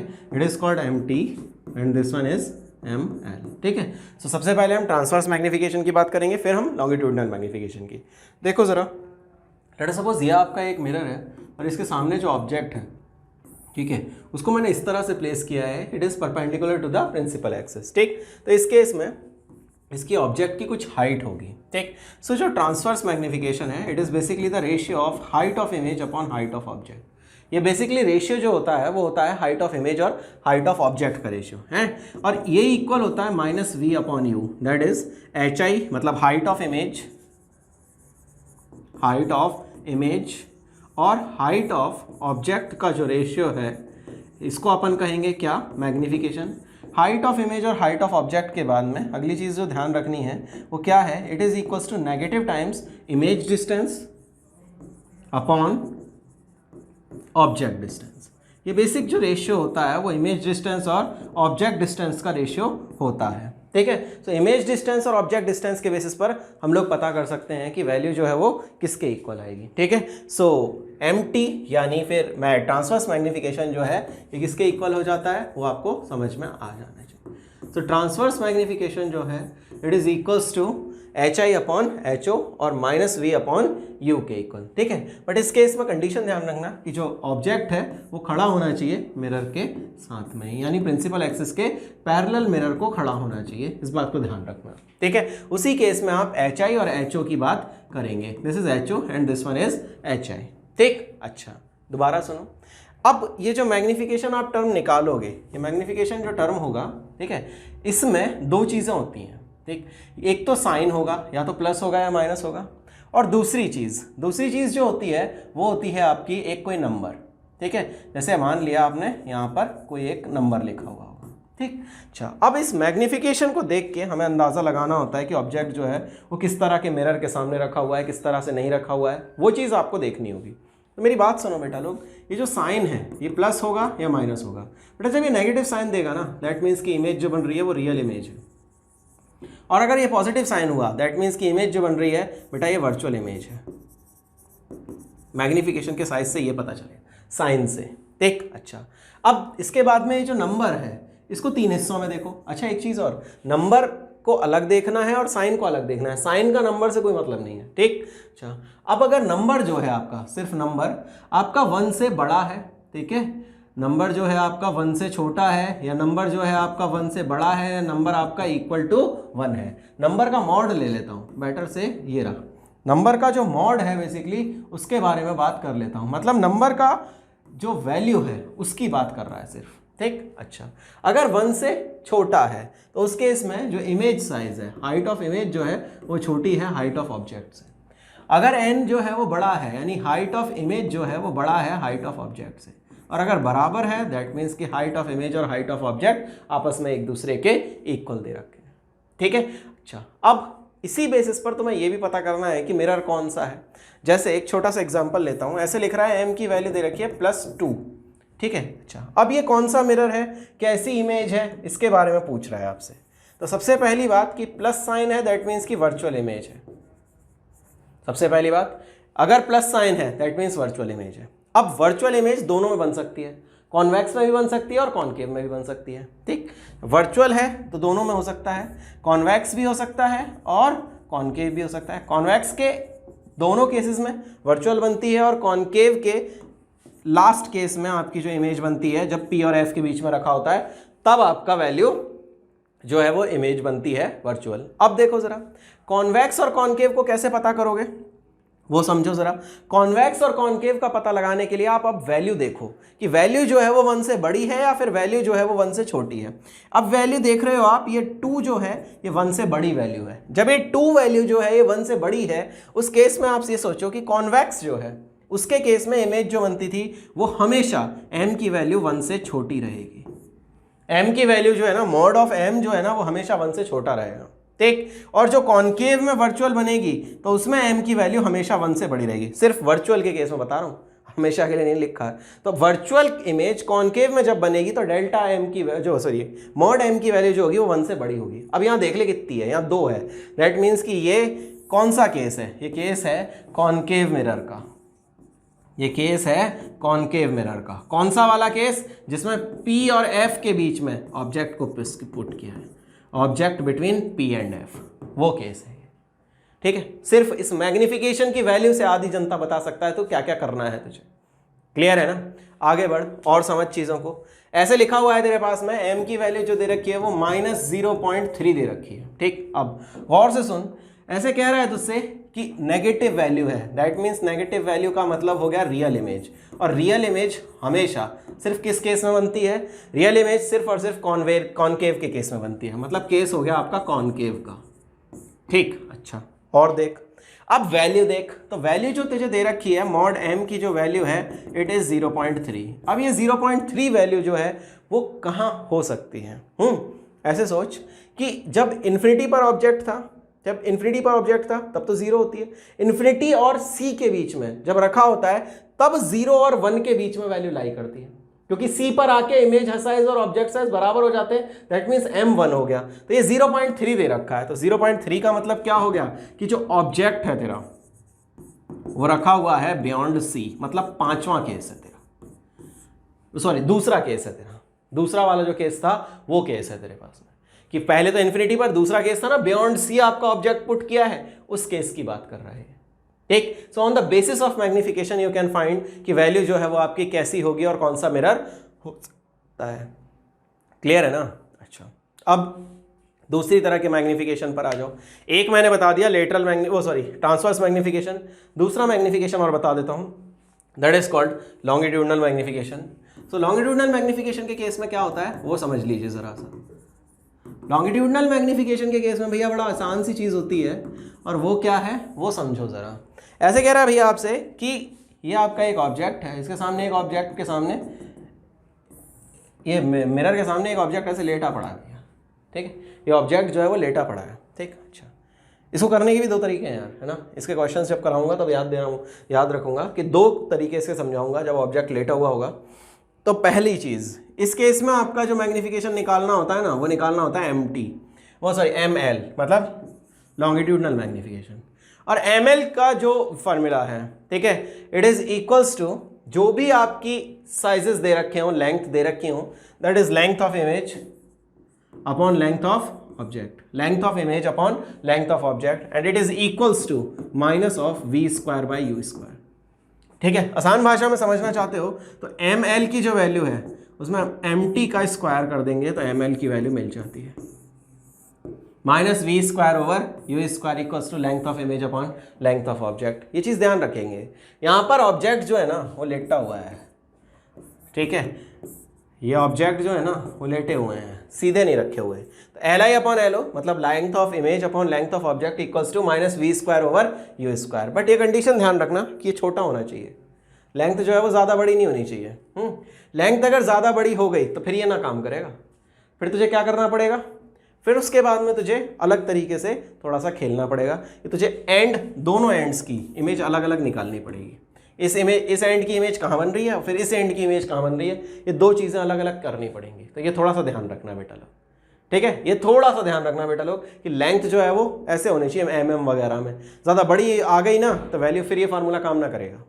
ठीक है, सो ये था तुम्हारा क्या, next is your longitudinal magnification था। इजीली समझ में आ गया होगा। ठीक है, अच्छा, सो मैग्निफिकेशन के खेल थोड़े थोड़े समझ में आ गए। अब थोड़ा सा और आगे बढ़ते हैं। देख ज़रा, इसी तरफ अगर मान लीजिए कि अगर जो ऑब्जेक्ट है उसकी लेंथ कंसिडरेबल है, मैंने कहा छोटी लेंथ्स के लिए ये करना है।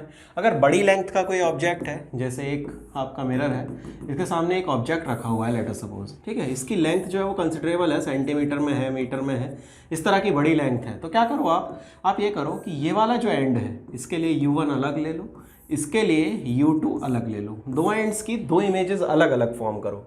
इसके लिए लेट अस सपोज मान लीजिए v1 ये आ गया, ठीक है, यहाँ तक की लेंथ v1 आ गई आपकी। ठीक है, इसी तरह से v2 फाइंड करो, मान लो ये v2 आ गया आपका। ठीक है, तो मतलब इमेज जो बनेगी वो यहाँ कहीं बन जाएगी, ऐसी इमेज फिर आप फॉर्म कर देंगे।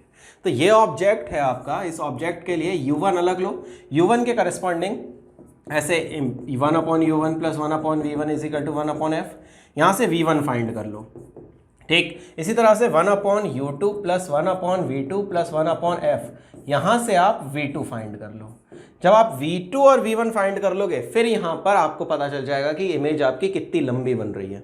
तो v2 माइनस v1 कर देना, जो v2 माइनस v1 की वैल्यू होगी वही आपकी लेंथ ऑफ इमेज हो जाएगी, वही आपकी लेंथ ऑफ इमेज की वैल्यू बन जाएगी। इजी हो जाएगा पार्ट, ठीक। अच्छा, अब थोड़ा सा और बात कर लेते हैं।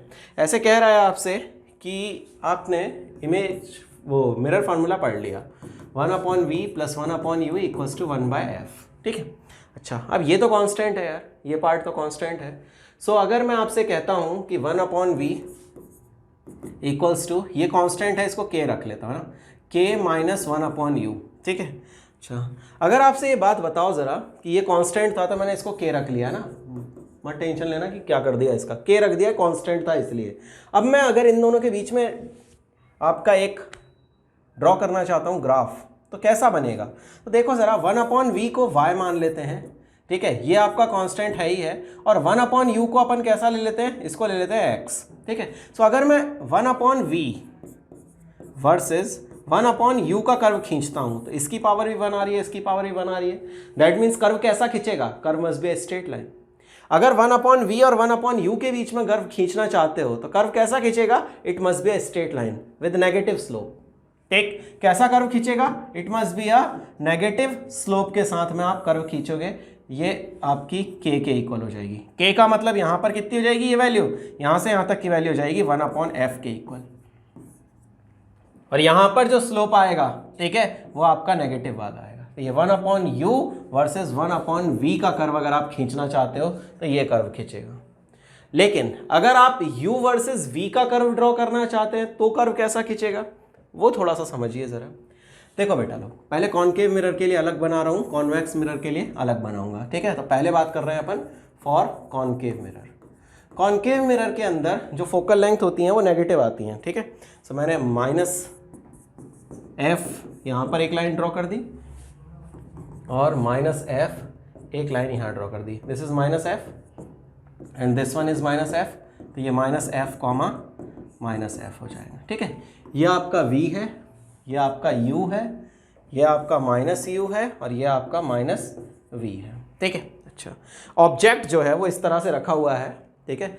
वो अपन सिंपल एक केस ले लेते हैं, जैसे ये आपका ऑब्जेक्ट रखा हुआ है, ठीक है। यहाँ पर आपका कोई ऑब्जेक्ट रखा हुआ है, u आपका इस टाइम पर कैसा लेंगे? नेगेटिव u, ठीक है। अच्छा, तो u आपका इस टाइम पर नेगेटिव है जब ऑब्जेक्ट आपका कैसा है? वर्चुअल, रियल है। ऑब्जेक्ट आपका कैसा है? रियल ऑब्जेक्ट है, तब की बात कर रहे हैं। तो बेटा जब रियल ऑब्जेक्ट होता है तो u की वैल्यू नेगेटिव, रियल ऑब्जेक्ट होता है तो u की वैल्यू नेगेटिव, ठीक है। और 5 केसेस में अप टू फोकल लेंथ से पहले v की वैल्यू भी आपकी नेगेटिव ही आती है, v की वैल्यू भी आपकी नेगेटिव ही आती है, ठीक है। तो इमेज जो बनती है इस केस में वो भी कैसी बनती है? वो भी आपकी रियल ही बनती है, इमेज भी आपकी रियल ही बनती है, ठीक है। सो फोकल लेंथ से पहले u भी नेगेटिव और v भी नेगेटिव, तो क्या कर्व इस तरह से आ जाएगा? क्या कर्व आपका इस तरह से ड्रॉ हो जाएगा?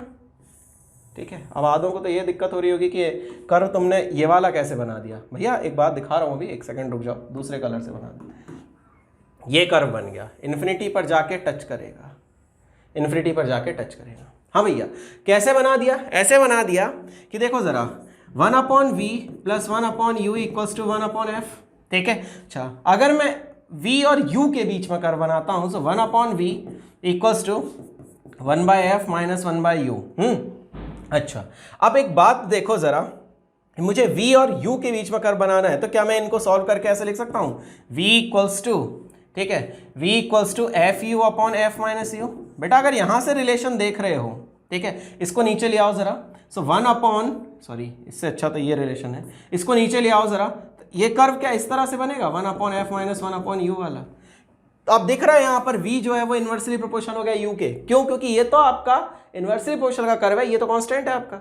अब बचा क्या? खाली यही तो बचा है आपका। तो ये तो कांस्टेंट हो गया आपका 1/f, तो यही बचा है, तो इन्वर्सली प्रोपोर्शनल वाला कर्व आ रहा है। दैट्स वाई मैंने ये रेक्टेंगुलर हाइपरबोला बनाया है बेटा, इसलिए बेटा मैंने यहाँ पर रेक्टेंगुलर हाइपरबोला बनाया है। अच्छा, यहाँ पर ऑब्जेक्ट कैसा है बेटा?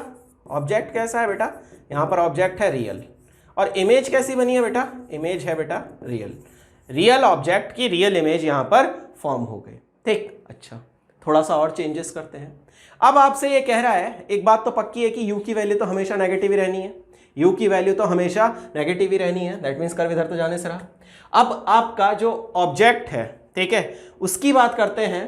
ठीक, तो अगर आपका ऑब्जेक्ट जो है वो वर्चुअल हो जाए, अगर आपका ऑब्जेक्ट जो है वो वर्चुअल हो जाए, तो अगर आपका ऑब्जेक्ट जो है वो हो जाता है लेट अस सपोज वर्चुअल, ठीक है, अगर आपका ऑब्जेक्ट वर्चुअल हो जाता है मतलब u की वैल्यू जो है आपकी, ठीक है, और जो v की वैल्यूज हैं, ठीक है, उनके बारे में अपन बात करते हैं, तो u आपका हो जाएगा पॉजिटिव, लेकिन v आपका कैसा रहेगा, नेगेटिव। दैट मीन्स कर्व यहां कहीं ड्रॉ हो जाएगा,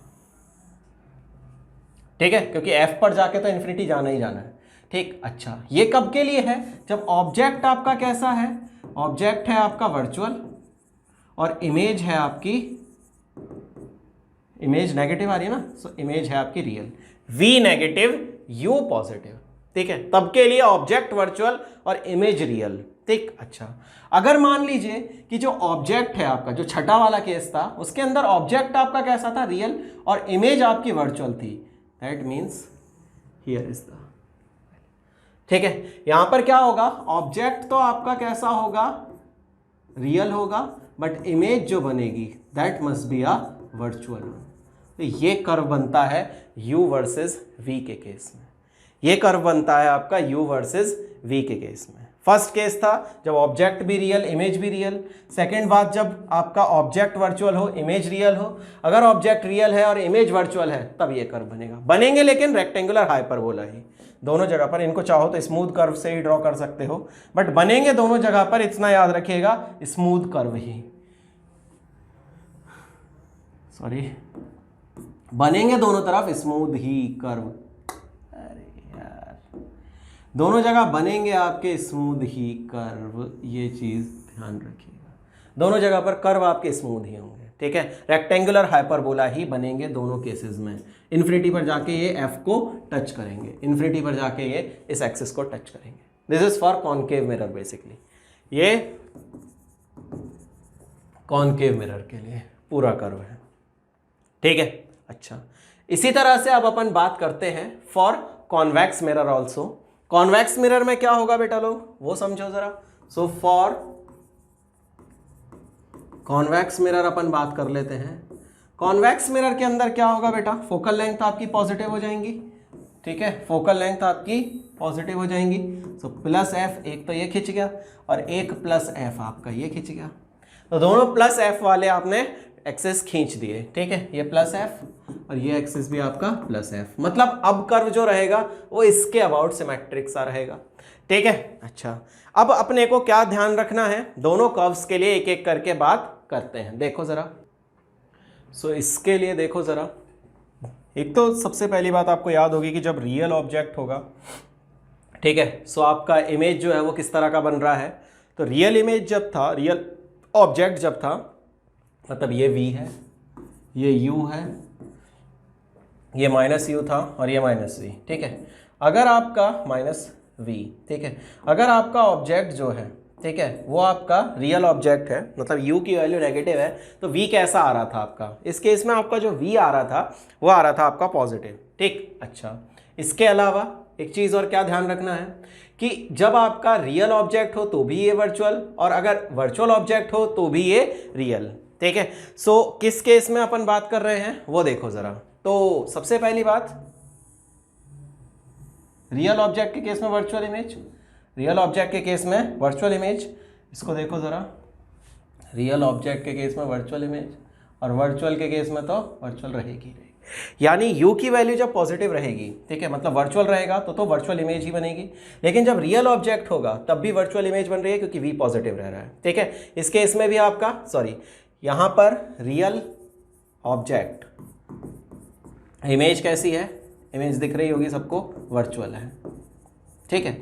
यहाँ पर आपका ऑब्जेक्ट जो है वो कैसा है, वर्चुअल, क्योंकि u की वैल्यू जो है वो पॉजिटिव है, और इमेज आपकी कैसी बन रही है, इमेज आपकी बन रही है रियल, ठीक। अच्छा, इसके अलावा जो रियल ऑब्जेक्ट का केस होगा, वो सॉरी वर्चुअल ऑब्जेक्ट का केस होगा, सो वर्चुअल ऑब्जेक्ट के केस में वर्चुअल इमेज बनेगी, वर्चुअल इमेज बनेगी। सो वर्चुअल केस में वर्चुअल और रियल ऑब्जेक्ट के केस में इमेज वर्चुअल। ठीक है, तो ये आपका जो केस बना, ये बना है फॉर कॉन्वेक्स मिरर, इसको भी थोड़ा ध्यान रखिएगा। ठीक, अच्छा, अब जब ये बातें क्लियर हो गई तो अब थोड़े से न्यूमेरिकल्स की बात कर लेते हैं और कुछ छोटे मोटे न्यूमेरिकल्स जो हैं वो कर लेते हैं। ठीक है, अच्छा, मेन प्रैक्टिस जो है वो कल अगले लेक्चर में ही हो पाएगी, क्योंकि अभी बहुत सारा लेक्चर निकल चुका है, तो नेक्स्ट लेक्चर में ही कर पाएंगे। बट अभी देखो ज़रा, स्टार्टिंग करते हैं एक एक करके छोटे छोटे न्यूमेरिकल से। ठीक है, देखो ज़रा एक क्वेश्चन देखते हैं। सबसे पहले question says an object,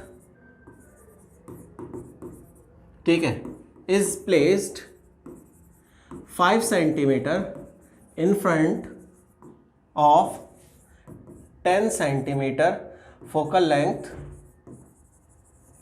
concave mirror। ठीक है, आपसे पूछ रहा है find position of image. Position of image क्या होगी? ठीक है, सबसे सिंपलेस्ट क्वेश्चन इसका यही होगा। अब देखो ज़रा सोचो, ऐसे कह रहा है आपसे कि एक ऑब्जेक्ट है जिसको कॉन्केव मिरर है, इस कॉन्केव मिरर की जो फोकल लेंथ है वो कितनी दे रखी है? 10 सेंटीमीटर। यहाँ से यहाँ तक का डिस्टेंस जो है वो 10 सेंटीमीटर है। ठीक, अच्छा, क्वेश्चन को इंटरप्रेट कैसे करना है वो देखो ज़रा। सबसे पहली बात, फोकल लेंथ कितनी दे रखी है? 10। ऑब्जेक्ट डिस्टेंस कितना दे रखा है? 5। अब ज़रा देखो कि u की वैल्यू जो है वो f से कम है, u की वैल्यू जो है वो f से कम है, मतलब कि आपका छठा वाला केस है, जो 6th केस था आपका ऑब्जेक्ट केस, वो आपका ये केस दे रखा है। ठीक, अच्छा, अब पैरेलल रे भेजो। ठीक है, फोकस से जाएगी। ठीक है, उसके बाद में एक C से रे भेजो, C से चली जाएगी। कहाँ मिलेंगी दोनों? पीछे मिलेंगी। ये आपके दिमाग में इमेज क्रिएट हो जानी चाहिए, कॉपी पे बने ना बने, बट कितना दिमाग में आपके क्वेश्चन पढ़ते ही ये इमेज क्लिक हो जानी चाहिए कि जब u की वैल्यू f से छोटी है, दैट मीन्स कि ये केस है छठा वाला, और इमेज जो बनेगी वो v बनेगा पॉजिटिव, और m की वैल्यू पॉजिटिव आएगी और v की वैल्यू भी पॉजिटिव आएगी। ये बात ध्यान रखना। अब ये आपका u नेगेटिव हो गया, फोकल लेंथ भी नेगेटिव हो गई, क्यों? क्योंकि रियल इसका फोकस होता ही है। अच्छा, अब मिरर फार्मूला लगाओ, 1/u + 1/v = 1/f। u की वैल्यू कितनी पुट कर रहे हो? -5। v पता नहीं है। अच्छा, जिसका पता नहीं है उसका साइन पहले से मत लगा देना।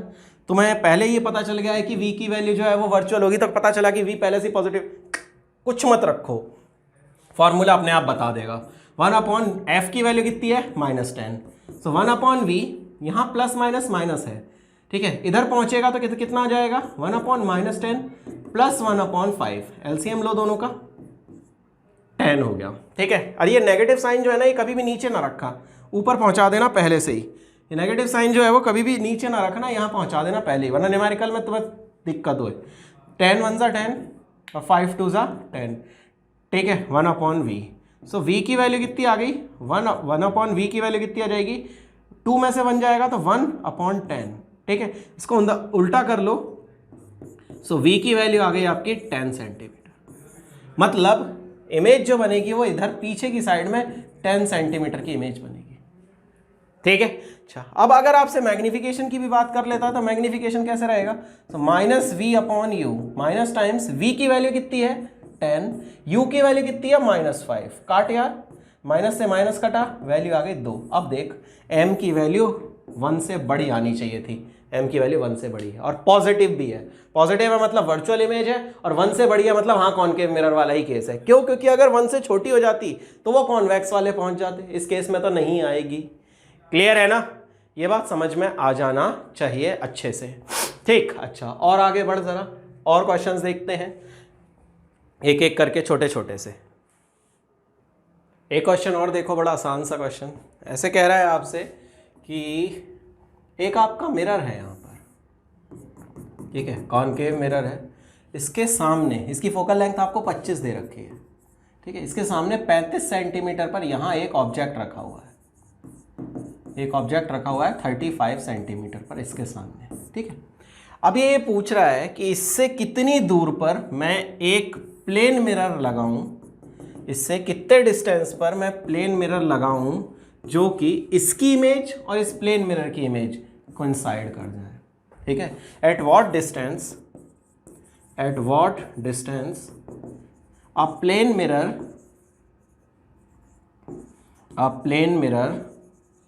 be placed so that image formed formed by both will coincide। ऐसी एक जगह बताओ जहां पर आपका प्लेन मिरर को रखा जाए तो जो इस कॉन्केव मिरर से बनने वाली इमेज है और जो प्लेन मिरर से बनने वाली इमेज है वो दोनों कोइंसाइड कर जाए। ठीक, अच्छा सुनो ज़रा। सबसे पहली बात तो ये देखो कि इस जो प्लेन आपका कॉन्केव मिरर है इससे बनने वाली इमेज कितनी दूर बन रही है। ठीक, आसानी से निकाल सकते हैं। सो 1/f = 1/v + 1/u। ठीक, अच्छा 35 है और ये 25 है, मतलब f और c के बीच में ऑब्जेक्ट रखा हुआ है। सो 1/, इसकी वैल्यू अपन रख रहे हैं फोकल लेंथ माइनस में। ठीक है, 1/v की वैल्यू फाइंड करेंगे, u की वैल्यू -35। ठीक है, क्योंकि इधर ऑब्जेक्ट रखा हुआ है तो यहाँ कहीं आपका पॉजिटिव डायरेक्शन होगा, ये नेगेटिव होगा। पहले मिरर के लिए बात कर रहा हूँ, कॉन्केव के लिए। ठीक, सो फॉर कॉन्केव मिरर मैंने ये वैल्यूज पुट की। ठीक, सो v की वैल्यू यहाँ से ये प्लस माइनस माइनस हो गया, इधर आएगा तो प्लस में 1/-25 + 1/35 = 1/u। 25, 35। ठीक, इन दोनों का एलसीएम लेंगे। ठीक है, तो एलसीएम कितना हो जाएगा, तो 35 और 25 का एलसीएम अगर आप लेते हो तो 5 7 35 × 5 225 हो जाएगा शायद, है ना। सो दोनों का जो एलसीएम हो जाएगा वो हो जाएगा आपका 225 के अप्रॉक्स। ठीक, तो 25 से 35 70 175 नहीं यार 210 आ रहा है, नहीं आएगा, 245 भी नहीं होगा। क्या हो जाएगा इन दोनों का एलसीएम, तो 25 और 35 का एलसीएम अगर मैं बात करता है तो 5 7 175 हो जाएगा दोनों का एलसीएम। ठीक है, 25 से इसको करेंगे तो 7 टाइम्स जाएगा, 35 से इसको करेंगे तो 5 टाइम्स जाएगा। ठीक है, सो -7 + 5 = 1/v की बात करते हैं। ठीक, अच्छा अब इजीली अपन इसको जब सॉल्व करेंगे तो ये देखो ज़रा कितनी I value, -2/175 = 1/v। That means कि जो v की वैल्यू है that comes out to be 175/2 और ये वैल्यू आ जाएगी -82.5।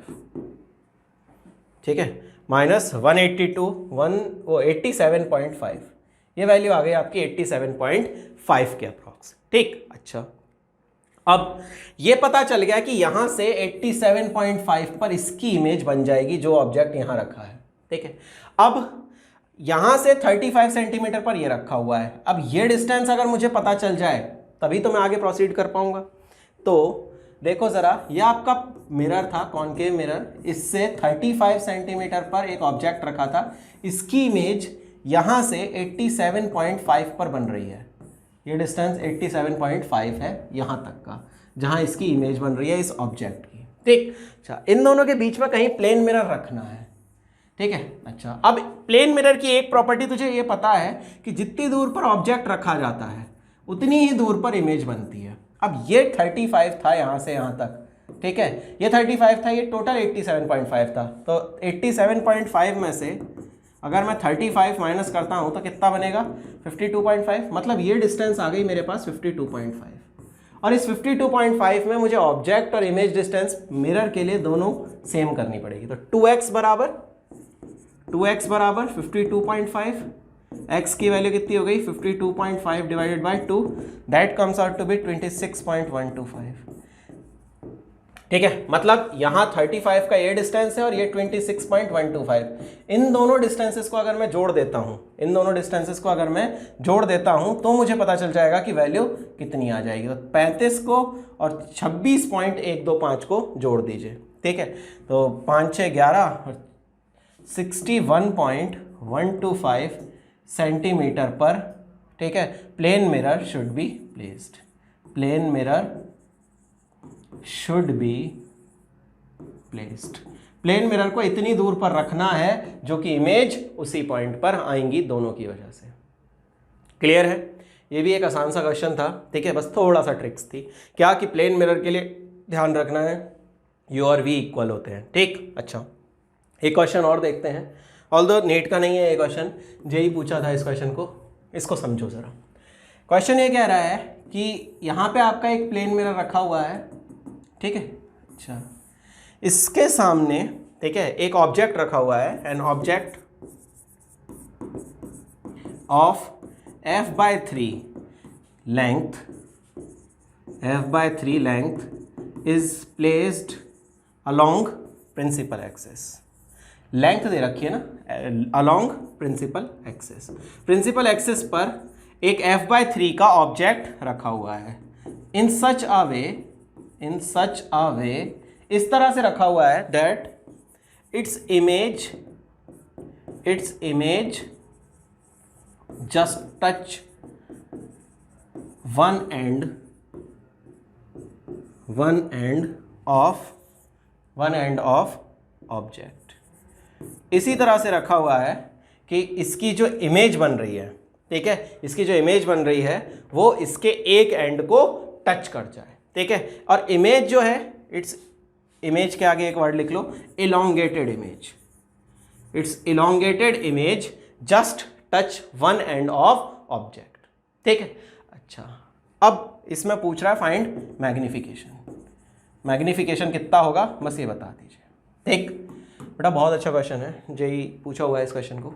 देखो जरा, ये f है बेटा, ये 2f है। बेटा हमें ये नहीं पता कि ऑब्जेक्ट जो है वो कहाँ पर रखा हुआ है, हमें ये नहीं पता कि ऑब्जेक्ट जो है वो कहाँ पर रखा हुआ है, ठीक। अच्छा, अब सुनो ज़रा, एक बात इसने लिख दी है, एक हिंट दे दी है कि इसकी इमेज का एक कोना जो है वो ऑब्जेक्ट को टच करता है, ठीक है। एक ऐसा पॉइंट इस पूरे इमेज मतलब केस में होता है जहाँ पर ऑब्जेक्ट की इमेज उसी पॉइंट पर बन जाती है, और वो पॉइंट होता है 2f। मतलब कहीं ना कहीं ये 2f जो है वो इंक्लूडेड है।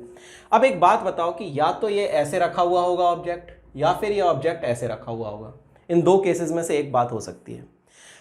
ये बताओ, अगर इधर मैं ऑब्जेक्ट रखता हूं तो इधर आने पर इमेज छोटी होती है या बड़ी, ठीक है। इधर अगर ऑब्जेक्ट रखा है तो इधर इमेज छोटी ही बनती है, ठीक। अच्छा, अगर इधर ऑब्जेक्ट रखा है तो इधर जैसे जैसे जाते हैं वैसे वैसे इमेज बढ़ती चली जाती है। दैट मीन्स कि ऑब्जेक्ट ये रखा हुआ है। क्लियर है ये बात?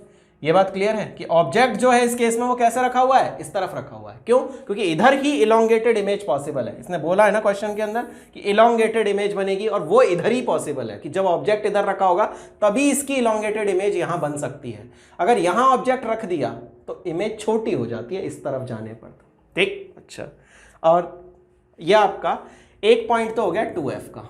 ये पॉइंट कितना हो जाएगा? तो बेटा इस केस में दोनों एंड्स की अलग अलग इमेज वाला केस खेलेंगे। क्यों? क्योंकि वो f/3 के बराबर है। f का है इसमें, f जो है वो फोकल लेंथ है, f जो है वो फोकल लेंथ है, ठीक है। अच्छा, अब जरा सोचो, जरा खेलो इसको। ये बता सकते हो कि इस एंड के कोऑर्डिनेट्स क्या होंगे? तो बेटा देखो, ये 2f है और ये लेंथ कितनी दे रखी है? f/3। तो 2f में से जरा f/3 माइनस करना, कितना आ जाएगा? 6f minus f/3, that comes out to be 5f/3। ये लेंथ आ गई आपकी 5f/3 के बराबर। इसके लिए u की वैल्यू, ठीक है। फोकल लेंथ आपको f पता है, u की वैल्यू 5f/3 आ गई। v निकाल लेंगे, तो 1/v plus 1/- 5f/3 equals to 1/f। इसको पुट किया उधर, 1/v equals to 1/- plus 1/5f/3। LCM लिया दोनों का, 5f हो गया बेटा। 1/v equals to 5f LCM हुआ बेटा। यहाँ पर लिखा बेटा -5, यहाँ पर लिखा बेटा +3, ठीक है। सॉल्व करेंगे बेटा तो -2/5f आ गया बेटा v की वैल्यू। -2/5f आ गया बेटा v की वैल्यू। यानी v की वैल्यू कितनी आ गई? v आ गया बेटा 5f/2। अब 5f/2 कहाँ तक की लेंथ आ गई बेटा? यहाँ तक की लेंथ आ गई 5f/2, ठीक है। इसमें से ये पॉइंट कॉमन है तो ये हटाएंगे, तो 2f माइनस करो इसमें से, तो ये लेंथ आ गई बेटा f/2। जब इस 5f/2 में से आप माइनस करते हो 2f तो कितना आ जाएगा? f/2। मतलब ये जो आपका इमेज बना है इसकी जो लेंथ हो गई, लेंथ ऑफ इमेज, वो हो गई f/2। और लेंथ ऑफ ऑब्जेक्ट क्या था? लेंथ ऑफ ऑब्जेक्ट था f/3, ठीक। अब मैग्निफिकेशन निकालने में कोई दिक्कत नहीं आनी चाहिए। m equals to length of image upon length of object.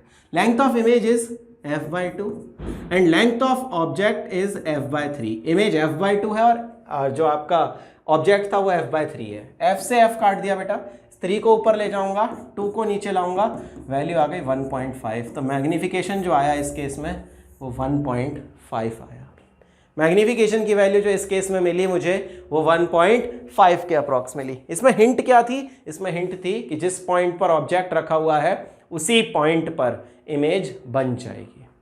Clear है ये बात? ठीक है। अच्छा, और देखो ज़रा, आगे समझते हैं। अच्छा चलो, इसके आगे फिर कल करते हैं। That's all for this one. Bye bye, take care.